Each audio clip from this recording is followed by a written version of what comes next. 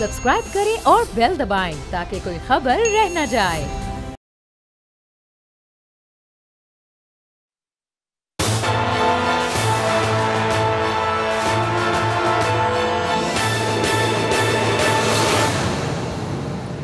बिस्मिल्लाहिर्रहमानिर्रहीम। नाज़रीन, मैं हूं आपका मेज़बान समी इब्राहीम और आप देख रहे हैं प्रोग्राम तज्ज़िया स्पेशल। मेरे साथ राना ताहिर हैं और गुफ्तगू करेंगे पाकिस्तान की सियासी सूरत हाल पर। MPs के एक ग्रुप ने बनी गाला में मुलाकात की वज़ीर आज़म इमरान खान साहब से। 12 से 15 MPs, उनमें एक दो पीपल्स पार्टी के भी थे, ज़्यादातर का ताल्लुक़ मुस्लिम लीग नवाज़ से था। बताया ये जा रहा है कि आने वाले 2-4 दिनों में कोई 7 से 10 MNAs हैं जिनका ताल्लुक़ PMLN और पीपल्स पार्टी से है, वो भी प्राइम मिनिस्टर से मुलाकात करेंगे। सेनेटर्स का भी एक ग्रुप है जो वज़ीर आज़म साहब से मुलाकात करने के लिए इस वक्त बेताब है। जो सोर्सेज हमें बता रहे हैं कि वो सेनेटर्स बेताब हैं वज़ीर आज़म साहब से मुलाकात करने के लिए। तो जो एक मरीम नवाज़ साहबा ने बात कही थी कि लरज़ जाएगी ये हुकूमत तो नहीं लरज़ी अभी, लेकिन अपोजिशन जो है ना वो कहते हैं ना क्रम्बलिंग, लरज़ रही है और गिर रही है। बल्कि अभी थोड़ी देर पहले हमारे सीनियर कॉरेस्पॉन्डेंट हैं एक शाहिद मिर्तला साहब, वो मेरे पास आए और उन्होंने आके मुझसे सवाल किया। मैं बिल्कुल वही जो उन्होंने मुझसे कहा, उन्होंने कहा क्या की गल है, मुस्लिम लीग नून लुटी गई? तो मैंने कहा नहीं, अभी ऐसी बात नहीं है, लेकिन जानने की कोशिश करेंगे। आज राना साहब से भी बात करते हैं कि ये क्या असबाब हैं, ये अचानक क्या हुआ कि ये जो अरकान हैं ये बेताब हैं। कुछ होने वाला है पंजाब में, कुछ क्या राना साहब क्या वजह है ये जो सब कुछ? इसको अपोजिशन तो यही कहेगी कि ये हॉर्स ट्रेडिंग है। और नाज़रीन, एक और बात जिक्र करेंगे, ये मैं इब्तदाइये में आपको बता दूं कि आज फिर एक इदारे लिखा है, एक अखबार ने, इंडिपेंडेंट है सहाफ़त, बिल्कुल उनका ये हक है कि वो जिस तरह मर्ज़ी लिखें। आर्मी चीफ़ के बारे में डॉन अखबार ये कहता है कि उनको ये नहीं कहना चाहिए था कि मईशत के हवाले से जो सख्त इक़दामात कर रही है हुकूमत, वो उसकी सपोर्ट करते हैं। मैं राना साहब से पूछूंगा कि क्या आर्मी चीफ़ को फिर ये कहना चाहिए था कि हुकूमत जो कर रही है वो उसको सपोर्ट नहीं करते? एक अजीब सा एक उन्होंने, बहरहाल उनका they are entitled to their opinion. मैं एज ए रीडर जो मैंने महसूस किया, इस पर पूरी आपसे डिबेट करेंगे। जी राना साहब। जी समी साहब, देखें, गुजारिश ये है कि ये जो अरकान असम्बली मुस्लिम लीग नून से ताल्लुक़ रखने वाले ज़्यादातर, इन्होंने वज़ीर आज़म इमरान खान से उनकी रिहाइशगाह पर मुलाकात की। इस मौका पर पंजाब के वज़ीर आला सरदार उस्मान बुज़दार साहब भी मौजूद थे और हमारी इत्तला के मुताबिक ये अरकान असम्बली गुज़श्ता कई माह से वज़ीर आला उस्मान बुज़दार से राब्ते में थे और वो PTI की क़यादत से मिलने के ख़्वाहां थे।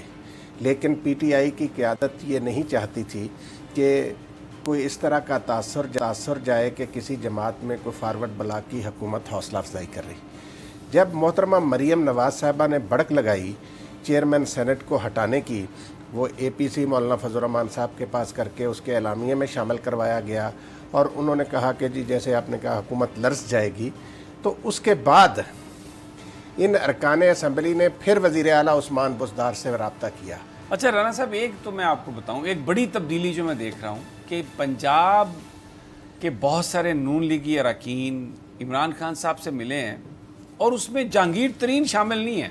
बिल्कुल, यानी ये बुज़दार साहब ने उनको मुलाकात करवाई है। इससे पहले हमने ये देखा है कि जो भी ये मीटिंग्स और जैसे जोड़ तोड़ और ये जो पॉलिटिक्स है, इसमें जहांगीर तरीन हमें नज़र आए। अब हो सकता है इसमें भी बिहाइंड द सीन उनका कोई हो हिसाब किताब, या हो सकता है कि वो भी साथ कहीं छुप के किसी कमरे में बैठे हों जिस वक्त ये मुलाकात हो रही थी।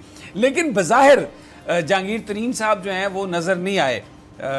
वैसे वो आपको पता है बड़े हर मामले में तेज़ हैं और जो भी इस किस्म का काम हो उसको बड़ा उसको हाथ वाथ फेरते रहते हैं पीछे से बैठ के। लेकिन इस दफ़ा सिर्फ जनाब उस्मान बुज़दार। जी देखिए समी साहब, इससे एक बात साबित होती है कि गुज़श्ता 10-11 महीनों के अंदर उस्मान बुज़दार ने पंजाब पर अपनी गिरफ्त काफ़ी मजबूत कर ली है और पंजाब असम्बली में भी उनकी पोजीशन बहुत मुस्तहकम हो गई है। जो लोग ये कहते थे कि ये डमी वज़ीर आला, ये कमज़ोर वज़ीर आला है, ان کو کل ایک بات کی سمجھ آ جانی چاہیے کہ یہ خاموش تباہ عثمان بزدار انتہائی زیرک سیاستدان ہیں. انہوں نے جس طریقے سے ڈنٹ ڈالا مسلم لیگ نون کو، ماضی میں کوئی وزیر اعلیٰ اس طریقے سے ڈنٹ نہیں ڈال سکا. اور میں آپ کو بتاؤں، یہ جو ارکان اسمبلی 15 کے قریب کل آئے ہیں، ایک بہت بڑی کھیپ ہے ارکان اسمبلی کی پنجاب کے، ان کی تعداد 18 سے 20 تک ہے، جو اب وزیر اعظم سے اگلے مرحلے میں ملاقات کریں گے. تو اس طرح یوں 30 سے 35 ارکان جو مسلم لیگ نون کے ہیں وہ وزیر اعلیٰ عثمان بزدار کے کیمپ میں ہوں گے اور وہ وزیر اعظم عمران خان کی قیادت پر اعتماد کا اظہار کریں گے. سمیع صاحب، یہ فوری کیا بس مسئلہ پیش آیا، اب آگے آنے پنجاب میں بلدیاتی الیکشن. ان ارکان اسمبلی نے اپنے اپنے حلقوں میں بلدیاتی الیکشن میں اپنے امیدوار کھڑے کرنے ہیں. مسلم لیگ نون کا جو بیانیہ، خاص طور پر نواز شریف اور مریم نواز کا جو بیانیہ ہے، یہ کوئی نئی بات نہیں ہے. ہم سے ملاقاتوں میں بھی اظہار خیال ان کے ارکان اسمبلی کر چکے ہیں کہ ہمارے حلقے کے عوام پوچھتے ہیں کہ یہ فوج کے خلاف اور عدلیہ کے خلاف اس طرح کے بیانات کیوں دیتے ہیں نواز شریف صاحب. تو اس وجہ سے وہ نالاں ہیں اور وہ اپنا، ظاہر ہے انہوں نے سیاست کرنی ہے، تو وہ چاہتے ہیں کہ بلدیاتی نظام میں ان کا اثر و رسوخ برقرار رہے. انہوں نے پی ٹی آئی کی قیادت سے رابطہ کیا، پی ٹی آئی کی قیادت، لیکن اس میں یہ بات ٹھیک ہے رانا صاحب، لیکن اب ایک جو بڑا سوال ہوگا، جو میری کچھ لوگوں سے بات ہوئی، کہ یہ جو لوگ بلدیاتی نظام میں بھی اپنا حصہ چاہتے ہیں، ایکٹیو پولیٹکس کرنا چاہتے ہیں، نواز شریف صاحب کے بیانیے سے بھی تنگ ہیں، تو کیا شہباز شریف صاحب ان کو لیڈ کریں گے؟ کون ان کو لیڈ کرے گا؟ یہ پاکستان میں جو اس وقت قانون ہے اس کے تحت تو کسی سیاسی جماعت میں یہ داخل نہیں ہو سکتے، اور جو ووٹ بھی انہوں نے دینا ہے امپورٹنٹ معاملات پر، وہ بھی اپنی پارٹی کی مدد سے ہی، قیادت کے مشورے سے ہی وہ دے سکتے ہیں. پاکستان کا قانون تو اس بات کی اجازت نہیں دیتا کہ وہ آ کے کسی دوسری جماعت میں مل جائیں، ضم ہو جائیں. اور اخلاقی طور پر یہ تو ٹھیک ہے کہ عمران خان صاحب کی پوزیشن بہتر ہوگی پنجاب میں بھی اور مرکز میں بھی، اگر ایم این ایز ان کے ساتھ آتے ہیں، ایم پی ایز ان کے ساتھ آتے ہیں، تو جو ایک سیاسی بلیک میلنگ کا سما کچھ اپنے ناراض لوگوں سے ہو سکتا ہے، الائز سے ہو سکتا ہے، اس سے جان چھوٹ جائے گی. لیکن جو عمران خان صاحب ایک کیونکہ چینج کی بات کرتے ہیں، آنیسٹ آدمی ہیں، کوئی مالی بے قاعدگی نہیں ہے ان پر، اور یہ اس کو ہم کہتے تو پھر ہارس ٹریڈنگ ہی ہے نا. نہیں سمیع صاحب، میں آپ کو بتاؤں، جو کل میٹنگ ہوئی ہے نا، اس میں ان ارکان اسمبلی میں سے اکثر نے اس خواہش کا اظہار کیا کہ وہ اپنی پنجاب اسمبلی کی رکنیت سے ہونا چاہتے ہیں، اور اس کے بعد وہ ضمنی الیکشن وہاں سے تحریک انصاف کے ٹکٹ پر لڑنے کے خواہاں، جس پر ابھی انہیں کہا گیا کہ ابھی آپ تھوڑا ہولڈ کریں، اس بارے میں فیصلہ کرتے ہیں کہ کیا کرنا ہے.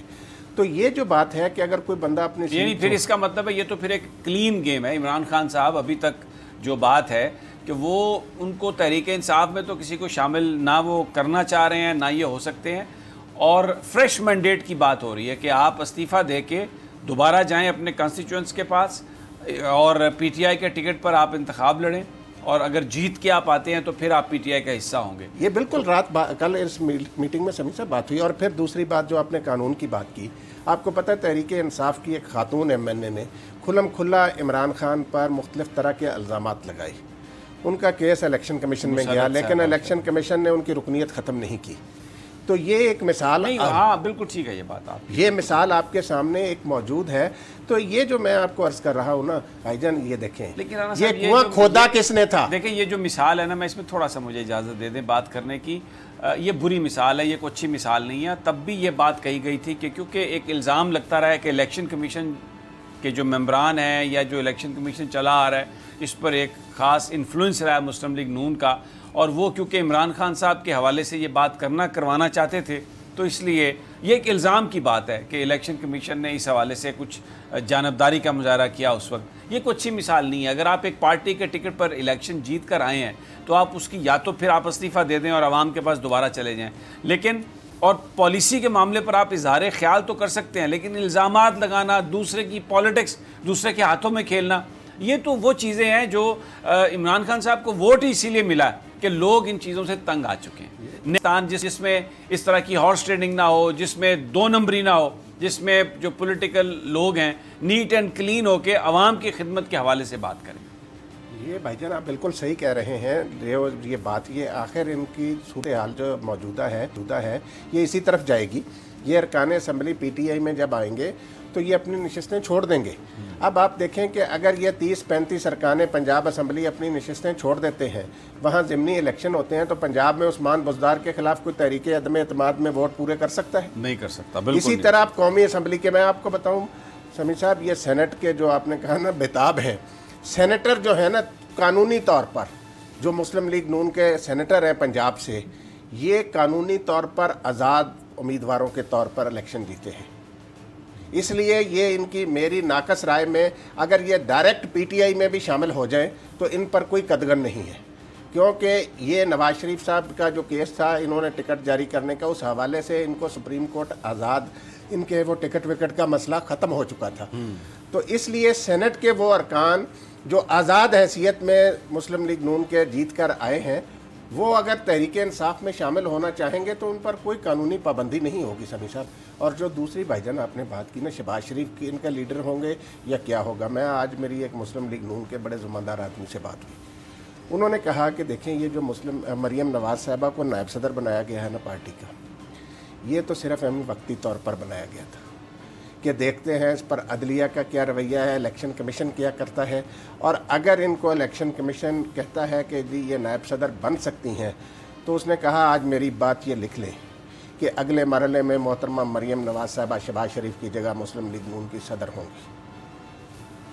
نہیں, مسلم لیگ نون کی وہ صدر ان کو بالکل بنا سکتے ہیں. اگر پاکستان پیپلز پارٹی بلاول بھٹو کو آج سے 10 سال پہلے صدر بنا سکتی ہے تو یہ بھی بنا سکتے ہیں, بالکل مریم نواز کو بنا سکتے ہیں, جنید صفدر کو بنا سکتے ہیں. یہ دیکھیں یہ تو وہ ہیں سارے کا سارا معاملہ جو ہے. شہباز شریف کا کیا بنے گا پھر بھائی جان؟ نہیں وہ تو لیکن بات یہ ہے کہ شہباز شریف صاحب کو کاؤنٹر کیا جا رہا ہے, ان کا رول جو ہے وہ کم سے کم ہو رہا ہے. کمیٹیوں سے مستعفی ہونا, اور لیڈر آف دا اپوزیشن ابھی وہ ہیں نواز شریف صاحب, بڑے سخت خفا ہیں ان سے کہ انہوں نے جو کچھ بھی کیا وہ ان سے بڑے نالاں ہیں.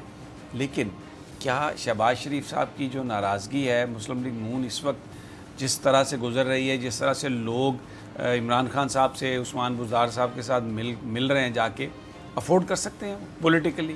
یہ بہت بڑا دھچکا نہیں ہوگا؟ سمیع صاحب یہ سیاست بڑا ظالم کھیل ہے. آپ کو پتہ دیکھیں کہ کس طریقے سے سیاست میں بھائی بھائی سے الگ ہو جاتا ہے, بہن بھائی سے الگ. یہ ماضی میں ہمارے ملک میں ہوتا رہا نا. بیگم بھٹو انتہائی محترم تھیں, پاکستان کی خاتون اول رہیں, انہوں نے بڑی سیاسی جد و جہد بھی کی, تکلیفیں بھی برداشت کیں. اس کے باوجود ان کی اپنی, کیا یہ تلخ حقیقت نہیں ہے کہ ان کی اپنی صاحبزادی نے انہیں پارٹی کی سربراہی سے الگ کر دیا تھا؟ بالکل بڑی تلخ حقیقت ہے. اور بتانے والے یہ بتاتے ہیں کہ لنڈن کے اس اجلاس میں کرسی تک نہیں رکھوائی گئی تھی محترمہ بیگم نصرت بھٹو صاحبہ کے لیے, اور محترمہ بے نظیر بھٹو صاحبہ نے پارٹی کی قیادت سنبھالی, زبردستی سنبھالی. اور بیگم نصرت بھٹو صاحبہ بڑی خفا بھی تھی اور بڑی رنجیدہ تھی. جو جاننے والے لوگ ہیں, جو پیپلز پارٹی کے پرانے لوگ ہیں, وہ یہ بتاتے ہیں کہ محترمہ جو بیگم نصرت بھٹو صاحبہ کی آنکھوں میں آنسو تک آئے. لیکن ظاہر ہے بے نظیر صاحبہ ان کی صاحبزادی تھی, انہوں نے ان کا ساتھ دیا, ان کے ساتھ رہیں. لیکن جس انداز سے آپ جس کنٹیکسٹ میں بات کر رہے ہیں وہ بالکل صحیح ہے کہ یہاں پر پالیٹکس جو ہے وہ بڑی روتھلیس ہے اور کوئی بندہ اس کو نہیں دیکھتا. صادق سنجرانی صاحب کا جو عدم اعتماد کا معاملہ ہے, جس طرح سینٹ کے اندر بھی ایک ٹوٹ پھوٹ کا عمل جاری ہے, اور جو حکومت کے اراکین ہیں سینٹ کے, وہ صادق سنجرانی صاحب کے گھر بھی گئے, اظہار یکجہتی بھی کیا. اور یہ جو لوگ ہیں, حکومتی ذرائع یہ کہہ رہے ہیں رانا صاحب کہ تحریک اعتماد کا شوق پورا کر لے اپوزیشن, اور اگر وہ تحریک اعتماد لے کے آئیں گے تو ان کو منہ کی کھانی پڑے گی. یہ بھائی جان آپ صحیح کہہ رہے ہیں. جو حقائق, جو زمینی حقائق ہیں جو میں نے عرض کیا, میں نام بھی لے دیتا ہوں. مجھے پتہ ہے کہ آنے والے دنوں میں یہ دیکھیں گے آپ کے مسلم لیگ نون کے کم از کم 2 سینیٹر جو ہیں نا, وہ قطعی طور پر اس عدم اعتماد کی تحریک کا حصہ نہیں بنے گی. اچھا, ٹھیک ہے. ان میں سے ایک کا تعلق پنجاب سے ہے, دوسرے کا تعلق سندھ سے ہے. ٹھیک ہے.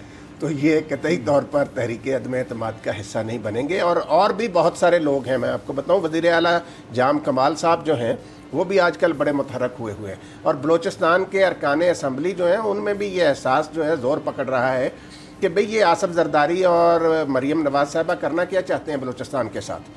تو یہ تحریک عدم اعتماد منظور کرانا کوئی اتنا آسان کام نہیں ہے، اور میرا نہیں خیال کہ یہ کسی جلدی میں. لیکن میرا ایک سوال ہے کہ اگر آپ صادق سنجرانی صاحب کے خلاف عدم اعتماد کر دیں گے، انہیں ہٹا کے ان کی جگہ کسی اور کو لے آئیں گے، تو اس سے صوبوں کے اندر احساس محرومی بڑھ سکتا ہے یا احساس محرومی کم کیسے ہو سکتا ہے؟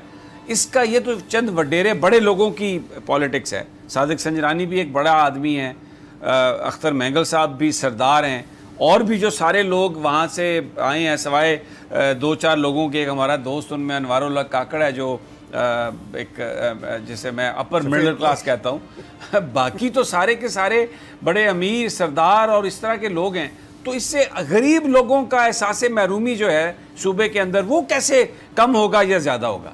صاحب یہ بڑی دلچسپ بات ہے. احساس محرومی جو ہے، یہ احساس محرومی جو ہے نا، اس کے نام پر گزشتہ 70 سال سے پاکستان کے اندر جو سیاسی کھیل کھیلا جاتا رہا ہے، جن لوگوں کے احساس میں آپ مجھے بتائیں، آپ نے بالکل صحیح بات کہی ہے کہ ہمارے یہ جو سیاسی رہنما بڑے بڑے سردار نواب ہیں، ان کا کیا احساس محرومی ہے؟ یہ کس چیز سے محروم ہے؟ ٹھیک ہے، اصل تو وہ لوگ جو غریب لوگ ہیں. اب آپ دیکھیں میر ظفر اللہ جمالی صاحب بلوچستان سے وزیر اعظم بنے تھے نا، ان کو کسی نے نہیں روکا تھا کہ وہ وہاں جعفر آباد میں ترقیاتی کام نہ کرائیں، اسکول نہ بنائیں، یونیورسٹیاں نہ بنائیں، ہاسپٹل نہ بنائیں، جو بھی سڑکوں کا نظام ہے اس کو بڑا جدید نہ بنا دیں. یہ سارا کام یہ حکمران نواب سردار خود نہیں کرتے. اچھا جی، کیونکہ یہ بات آپ کی صحیح ہے، لیکن میں سندھ کا جو صوبہ ہے اس میں بھی جو ذرائع یہ بتا رہے ہیں، جو بڑی جو اہم ڈیولپمنٹ جو ہو رہی ہے کہ وہاں پر بھی اراکین اسمبلی سے جو رابطے ہیں وہ شروع ہیں. اور ایک جو ان کے وزیر تعلیم ہیں سید احمد شاہ صاحب، ان سے تو حکومت خود خفا ہے. انہوں نے یہ بیان دیا ہے اسمبلی کے اندر، سندھ اسمبلی میں، کہ ان پڑھ لوگوں کو بھرتی کر لیا گیا. جب یہ پیر مظہر الحق صاحب تھے وزیر تعلیم، نثار کھوڑو صاحب تھے وزیر تعلیم، اور وہ ایک جام صاحب تھے وہ وزیر تعلیم تھے، تو 1 لاکھ سے زائد اساتذہ بھرتی کیے گئے. پیپلز پارٹی کے لوگ تھے، وہ ورکرز تھے. کچھ پیسے لے کے بھرتی کیے گئے ہوں گے، کچھ پولیٹیکلی کچھ گروپس کو کرنا ہوگا، اکوموڈیٹ تو کیے گئے.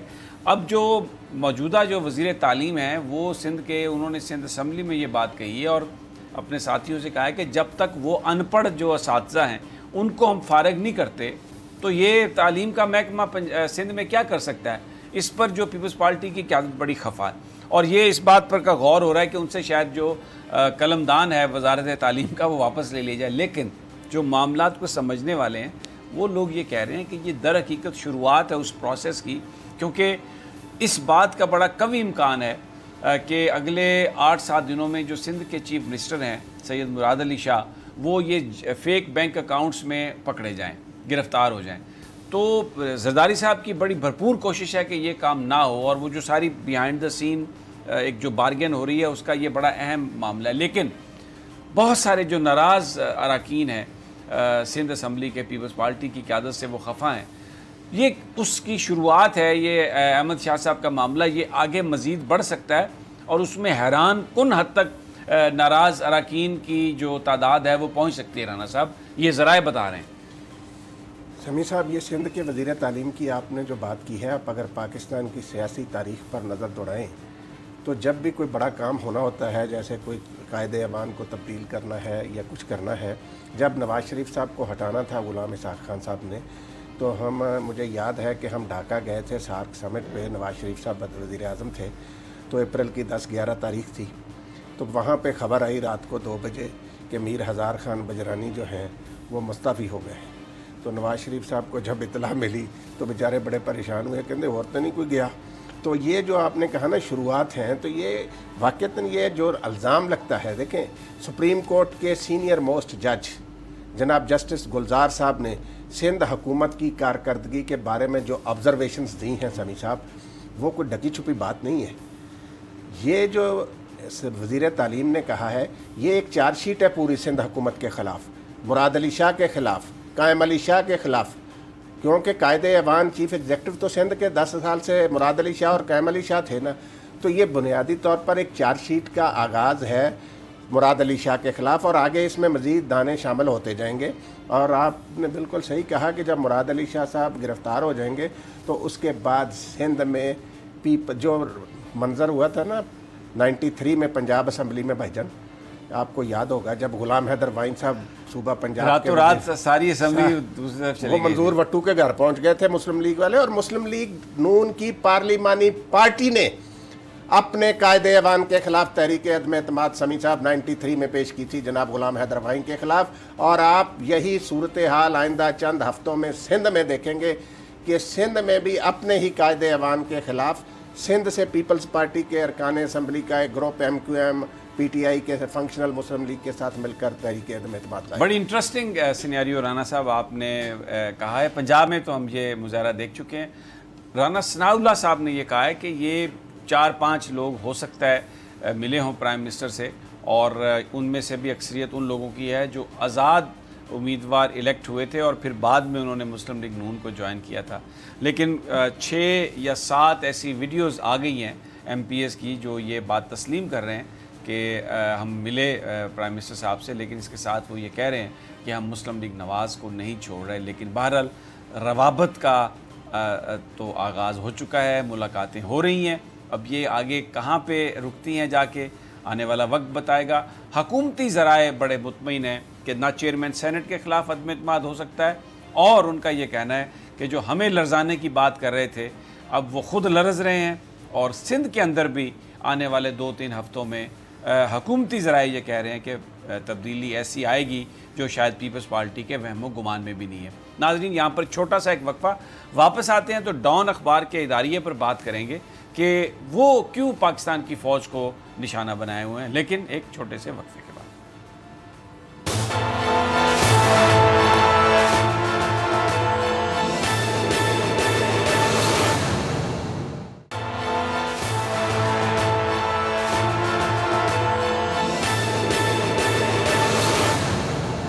ویلکم بیک ناظرین، سیاسی صورتحال پر ہم نے بات چیت کی ہے۔ اگرچہ 18ویں ترمیم ابھی پروگرام کے دوران مجھے قمر دلشاد صاحب نے کیا ایک ٹیکسٹ کیا جس میں انہوں نے کہا کہ 18ویں ترمیم کے تحت اگر کوئی فارورڈ بلاک بنے گا تو الیکشن کمیشن فوری طور پر ود 1 اسٹروک اس کو ڈسکوالیفائی کر دے گا۔ ڈیفینیٹلی آپ کی بات صحیح ہے، عائشہ گل الہی کو تو نہیں ہٹایا الیکشن کمیشن نے، اور نہ ہی وہ جن کا ذکر رانا صاحب نے کیا مسرت صاحبہ کو، لیکن بہرحال اگر فارورڈ بلاک بنتا ہے تو بالکل قانونی طور پر اس کے خلاف ایکشن ہونا چاہیے، لیکن یہاں پر فارورڈ بلاک بن نہیں رہا۔ ملاقاتیں ہو رہی ہیں اور استعفیٰ دے کر نئے الیکشنز کی بات ہو رہی ہے، اور اگر کسی ایشو پر ووٹ کوئی رکن اسمبلی کسی معاملے پر دینا چاہتا ہے اپنی اسمبلی کے اندر، تو جو پارلیمنٹری ڈیموکریسی کی مثالیں جہاں پہ ہم دیتے ہیں، برطانیہ میں، امریکہ میں پریزیڈنشل فارم آف گورنمنٹ ہے، وہاں پر کسی طرح سے بھی کوئی قدغن نہیں ہے۔ تو یہاں پر تو خیر لگائی گئی ہیں، پابندیاں بھی لگائی گئی ہیں وہ نظام کو اپنی مرضی سے غلام بنانے کے لیے، اور کہا یہ گیا کہ یہ اس لیے کیا جا رہا ہے کہ ہارس ٹریڈنگ نہ ہو، ملٹری ڈکٹیٹرشپ نہ ہو۔ تو ہمیں سولین ڈکٹیٹرشپ وہ بہت اچھی لگتی ہے، وہ ہم بھرے اس کو جو یہ اختیار دے دیں کہ اگر جو وزیر اعظم ہے، پارٹی کا ہیڈ ہے، وہ جو کچھ بھی غلط کرے اس کے خلاف اگر کسی رکن نے بات کی تو اس کی ممبرشپ ختم ہو جائے گی۔ بہرحال یہ آنے والے وقت دنوں میں ہو جائے گا کلیئر۔ اب ذرا ایک دوسرے معاملے پر آ جاتے ہیں، وہ ہے آرمی چیف نے جو نیشنل ڈیفنس یونیورسٹی میں جو معیشت کے حوالے سے ایک سیمینار تھا، اس میں انہوں نے اس بات کو انڈورس کیا کہ ڈیفینیٹلی جو سخت فیصلے نہیں ہوئے ماضی میں، ان کی وجہ سے ہمیں پریشانی ہوئی، اور اب سخت فیصلوں کا وقت ہے، کیونکہ جو ہماری خود مختاری ہے، اگر ہم معاشی طور پر مستحکم نہیں ہیں تو ہم اپنی خود مختاری پر کمپرومائز کریں گے۔ اور انہوں نے جو سخت اقدامات جو گورنمنٹ کرنے جا رہی ہے، جو پرائم منسٹر کر رہے ہیں، اس کو انہوں نے انڈورس کیا۔ اب پاکستان کا آئین یہ کہتا ہے کہ پاکستان کی افواج، پاکستان کے سارے ادارے جو ہیں، وہ آئین کے مطابق، آئین یہ کہتا ہے جو الیکٹڈ پرائم منسٹر ہے، جو لیجیٹمیٹ گورنمنٹ ہے، پابند ہے اس کے تمام اقدامات کو سپورٹ کرنے کی۔ لیکن کیونکہ اگر افواج پاکستان وزیر اعظم کے اقدامات کو سپورٹ نہیں کرتی تو یہ آئین کی خلاف ورزی ہوگی۔ سپورٹ کرنا ہی آئین کے مطابق ہے۔ سیولین لیڈ رول بھی یہی ہے کہ آرمی چیف کا کام ہے کہ جو پرائم منسٹر جو کہہ رہے ہیں وہ اس کو جو اس کو کر رہے ہیں اس کو وہ اوکے کریں، اس کو ونڈوز کریں. اور یہی کام کیا جنرل قمر جاوید باجوہ نے ملکی معیشت کی ساری صورتحال کا احاطہ کرتے ہوئے. ڈان اخبار نے یہ لکھ دیا. اب میں صرف 2 لائنیں پڑھ کے ان کی وہ بتا دیتا ہوں. However, by endorsing the PTI government's action, the army chief is expressing an overt political opinion that is undesirable for more than one reason. پہلے تو یہ کہتے ہیں کہ جناب یہ جو آرمی چیف نے کہا ہے نا جی وزیر اعظم کے کام جو ٹھیک ہیں، یہ تو جی انہوں نے سیاسی رائے کا اظہار کر دیا. آگے جا کے کہتے ہیں جی کیونکہ فوج نے الیکشن بھی کرنے ہوتے ہیں تو ان کے تو امپارشل رہنا چاہیے، اور یہ جو انہوں نے اپنا کام کیا ہے اس سے تو انہوں نے اپنے آپ کو ایکسپوز کر دیا ہے، اپنے آپ کو ایکسپریس کر کے یہ برا کیا ہے. اور ساتھ میں جو بڑی تکلیف ہے وہ یہ ہے کہ جو نیشنل ڈیولپمنٹ کارپوریشن میں پاکستانی فوج کا وہ جو ہے اس میں وہ جو کونسل ہے، سوری نیشنل ڈیولپمنٹ کونسل، اس میں آرمی چیف کو نہیں آنا چاہیے. اور یہ بالکل جو ہے یہ جو ملٹری کے لیے یہ بڑا خراب ہوگا.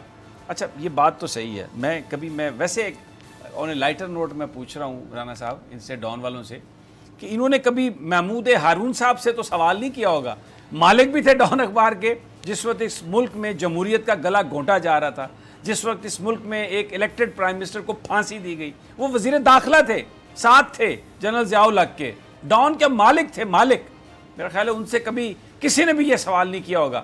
اور ہم یہ کہتے ہیں کہ یہ ڈان ایک ایسا اخبار ہے جو میں بھی پڑھتا ہوں اس کو، کہ اصولوں پر کھڑا ہے اور بڑی لیجیٹمیٹ گفتگو کرتا ہے اور بڑا ان بائس اخبار ہے. لیکن یہ میں دیکھ رہا ہوں کہ اگر army chief elected prime minister کو سپورٹ کرتا ہے تو یہ کہتے ہیں کیوں کرتا ہے سپورٹ، اور اگر وہ سپورٹ نہ کرے تو پھر کہتے ہیں یہ آئین کی خلاف ورزی ہے، یہ تو بالکل غلط بات ہے، یہ نہیں ہونی چاہیے. رانا صاحب یہ سب کیا ہے؟ یہ اتنا بڑا اخبار یہ کیا ہے؟ سمیع صاحب یہ کھلا تضاد ہے. دیکھیں بات یہ ہے کہ ان لوگوں کو اصل تکلیف ہے، یہ ہمارے ملک میں کچھ دانشوروں کو کیا ہے، کیا پرابلم ہے افواج پاکستان سے ان کو. آپ یہ دیکھیں کہ بڑے بڑے لیکچر دیتے ہیں. محترم نجم سیٹھی صاحب بڑے محترم ہیں ہمارے لیے، آپ کو پتہ وہ بھی بڑے سول ملٹری ریلیشنز کے حوالے سے بڑا بھاشن دیتے رہتے ہیں اکثر. بات یہ ہے کہ جب محترمہ بے نظیر بھٹو کی حکومت فاروق لغاری صاحب نے ختم کی تو نجم سیٹھی صاحب کس کے ساتھ تھے؟ فاروق لغاری صاحب کے مشیر تھے. بالکل صحیح بات. یعنی یہ چیزیں اپنے ذرا گریبان کی طرف نہیں دیکھتے کہ اگر ہم اس میں بالکل ایشو کی بات کر رہے ہیں، نتھنگ پرسنل. اسی طریقے سے محمود ہارون صاحب اس پر بات کر رہے ہیں. میں وہی عرض کر رہا ہوں نا، محمود ہارون صاحب بڑے محترم تھے، قائد اعظم کے ساتھی تھے. یہ بھی ہے کہ ڈان اخبار کی بنیاد جو ہے قائد اعظم محمد علی جناح نے رکھی تھی. تو محمود ہارون صاحب نے اپنا جو فیصلہ کیا اس وقت جنرل ضیاء الحق صاحب کی کابینہ میں بطور وزیر داخلہ شامل ہونے کا، تو میں سمجھتا ہوں کہ ہو سکتا ہے کہ ان کی نظر میں وہ درست فیصلہ ہو. لیکن اس وقت جنرل ضیاء الحق صاحب نے آئین کو معطل کیا تھا. پاکستان میں الیکشن انہوں نے ملتوی کر دیے تھے غیر معینہ مدت کے لیے، اور جناب محمود ہارون صاحب اس حکومت کے وزیر داخلہ تھے. کاش ڈان اخبار اس وقت یہ اداریہ لکھتا کہ جناب محمود ہارون صاحب آپ آئین کی خلاف ورزی کے مرتکب ہو رہے ہیں، تو پھر ہم سوچتے کہ یار کتنے اچھے لوگ ہیں، دیکھیں محمود ہارون سے بھی سوال کر رہے ہیں. لیکن یہ مجھے یہ بتا دیں آپ رانا صاحب، یہاں پہ سوال میں یہ کرتا ہوں کیونکہ میں یہ تو سر ایک جو سوچ ڈیولپ کی جا رہی ہے، انٹائٹلمنٹ ہے ان کی. This is what is freedom of expression. ہم کوئی ذات پہ بات نہیں کر رہے کہ آرمی چیف اگر الیکٹڈ پرائم منسٹر کے ایکشنز کو سپورٹ کرتا ہے، کن ایکشنز کو؟ ملک کی معیشت کو ٹھیک کرنے کے لیے سخت اقدامات. کون سے سخت اقدامات؟ کہ ٹیکس ایویڈرز کے خلاف کارروائی کی جائے، ٹیکس کلیکشن کے لیے انتہائی اقدامات کیے جائیں، ملک کو نکالا جائے اس گرداب سے، کیونکہ ہماری جو خود مختاری ہے اس کا تعلق ہماری معیشت سے ہے. یہاں پر کون سا ایسا کام غلط کیا ہے آرمی چیف نے کہ ڈان اخبار یہ اداریہ لکھ رہا ہے کہ آرمی چیف کو یہ نہیں کہنا چاہیے تھا، آرمی چیف نے اپنے آپ کو ایکسپوز کر دیا ہے، آرمی چیف نے یہ جو ان کی سوچ ہے یہ بالکل یہ انڈیزائربل ہے اور یہ بالکل ایسا نہیں ہونا چاہیے تھا، اس سے متنازع ہو رہی ہے. پاکستان کی آرمی الیکٹڈ پرائم منسٹر کے ان کاموں کو سپورٹ کرنے کی وجہ سے جو پوری قوم پکار رہی ہے، ڈسپیوٹڈ کیسے ہوگی؟ بات یہ ہے کہ جنرل قمر جاوید باجوہ صاحب نے پاکستان کی معیشت کے حوالے سے جو گفتگو کی ہے، میں سمجھتا ہوں کہ وہ ایک حقیقت ہے، اور انہوں نے بالکل صحیح کہا ہے. پاکستان کی فوج نے آپ دیکھیں اپنا دفاعی بجٹ جو ہے اس کو کم کیا. کہ پاکستان کی معاشی صورتحال کو سامنے رکھتے ہوئے تو اگر آرمی چیف نے یہ کہا ہے کہ حکومت وقت جو سخت اقدامات کر رہی ہے جو ماضی میں نہیں ہوئے، تو اس میں کون سی غیر آئینی بات ہے؟ اس میں کون سا انہوں نے اپنی حد سے تجاوز کیا ہے؟ یہی تو میں عرض کر رہا ہوں کہ لوگوں کو تکلیف ہوتی ہے کہ بھئی یہ فوج جو ہے عمران خان کی حکومت کو کچھ کیوں نہیں کہہ رہی. یہ چاہتے ہیں کہ فوج کہے کہ عمران خان کو ہٹا دے. اب میں آپ کو نا یہ ہماری پروڈیوسر نے مجھے وہ بھیج بھی دیا. میں جو قمر جاوید جنرل قمر جاوید باجوہ کا جو بیان ہے نا، میں پورا دوبارہ پڑھ دیتا ہوں صورتحال کو کلیئر کرنے کے لیے، جس میں یہ کہ آئی ایس پی آر کے director general major general Asif Ghafoor کی جانب سے جاری کیے گئے بیان میں کہا گیا ہے کہ آرمی چیف نے قومی معیشت پر نیشنل ڈیفنس یونیورسٹی میں سیمینار سے خطاب کیا ہے. جنرل قمر جاوید باجوہ نے کہا کہ معاشی استحکام کے بغیر خود مختاری کا تصور بے معنی ہے، ملک مشکل معاشی حالات سے دوچار ہے. آرمی چیف نے مزید کہا کہ حکومت کے مشکل فیصلوں کو کامیابی سے ہمکنار کرنے کے لیے ہم سب کو ذمہ داری ادا کرنی چاہیے. یہ وقت ایک قوم بننے کا ہے، ہم سب کو اپنی ذمہ داریاں نبھانے کی ضرورت ہے. انہوں نے یہ بھی کہا کہ حکومت اور دیگر سٹیک ہولڈرز کی قومی اہمیت کے معاملات پر بات چیت ضروری ہے. ملک نہیں بلکہ خطے ترقی کرتے ہیں. خطے کی ترقی کے لیے علاقائی رابطوں کو فروغ دینا ہوگا. ہم ماضی میں مشکل فیصلوں سے کتراتے رہے ہیں. اور یہ بھی کہا آرمی چیف نے کہ مسلح افواج نے سالانہ دفاعی بجٹ میں اضافہ نہ لے کر ملکی معیشت کو بہتر بنانے میں اپنا کردار ادا کیا اور مشکل حالات میں کوئی فرد واحد قومی اتحاد کے بغیر کامیابی حاصل نہیں کر سکتا. رانا صاحب یہ وہ بات ہے. دیکھیں میں آپ کو ایک اور بات بتاؤں، کسی نے اس پر توجہ نہیں دی. چیف جسٹس آصف سعید خان کھوسا نے اپنا جو پہلا خطاب تھا، انہوں نے صدر پاکستان سے یہ کہا تھا کہ آپ تمام سٹیک ہولڈرز کو بلائیں. انہوں نے یہاں تک کہا تھا کہ ایجنسیز کے لوگوں کو بھی بلائیں، آرمی کے لوگوں کو بلائیں، اور اس کے بعد سیاستدانوں کو بلائیں، اور اس کے بعد آپ جو رول آف گورننس ہیں، نئے جو اس وقت جو پاکستان کو چیلنجز ہے، اس کے تحت آپ نیو رولز آف گورننس طے کریں. صدر عارف علوی صاحب سے یہ کہا تھا چیف جسٹس آف پاکستان نے. اور جنرل قمر جاوید باجوہ کیا بات کر رہے ہیں؟ وہ یہی کہہ رہے ہیں مشکل فیصلے، اور وہ کہہ رہے ہیں کہ اپنی ذمہ داری آپ ادا کریں.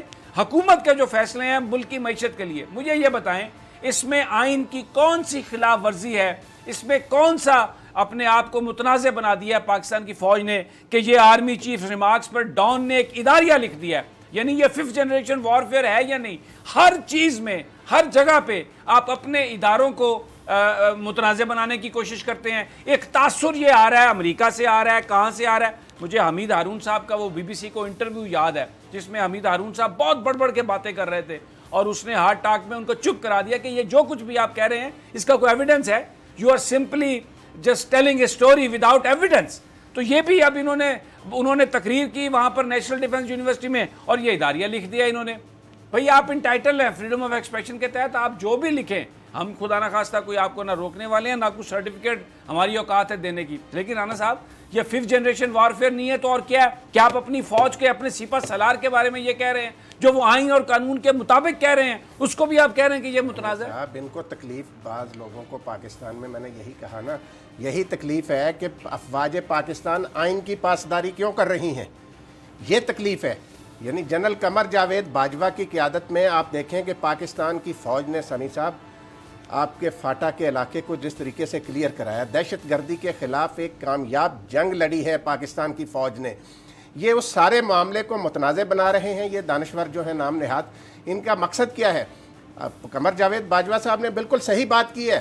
یہ سخت فیصلے کرنے کا وقت ہے اور ملک کی معیشت اور جو سیکیورٹی آپ کی، یہ ساتھ ساتھ چلتے ہیں. یہ وہ لوگ ہیں جو غیر ملکی ایجنڈے پر کام کر رہے ہیں، جو اس قسم کا شرانگیز پروپیگنڈا کرتے ہیں. میں تھوڑا سا اس سے کم رکتا ہوں. میں یہ نہیں کہتا کہ یہ کوئی ڈھکی چھپی بات نہیں، بھائیجان کم زیادہ کی بات نہیں ہے. نہیں بھائیجان، یہ ایک ان کا جو یہ سوچ ہے، میں اس کو سمجھنے کی کوشش کر رہا ہوں. ہم کسی کو اگر ان کی اپنی اوپینین ہے، میں آپ کی یہ اوپینین ہے، میں اپنی اوپینین یہ نہیں سمجھتا کہ یہ کوئی وہ غیر ملکی ایجنڈا اور وہ کسی کے کہنے پہ یہ کر رہے ہیں. پاکستان کا ایجنڈا نہیں ہے.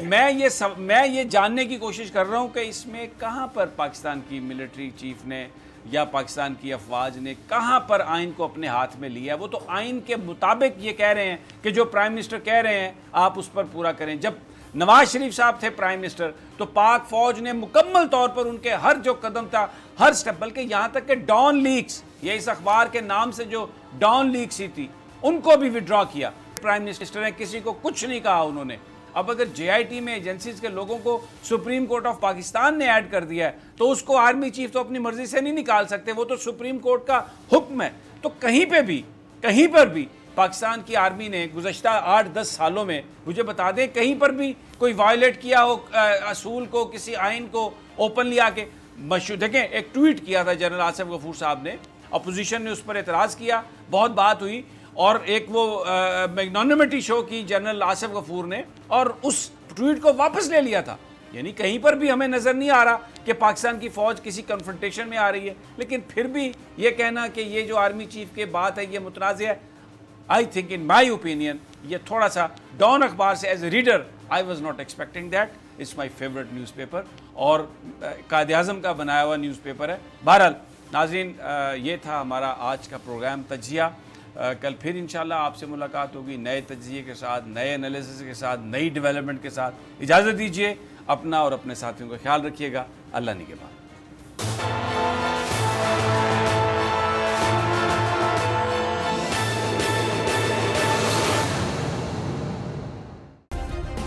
سبسکرائب کریں اور بیل دبائیں تاکہ کوئی خبر رہ نہ جائے.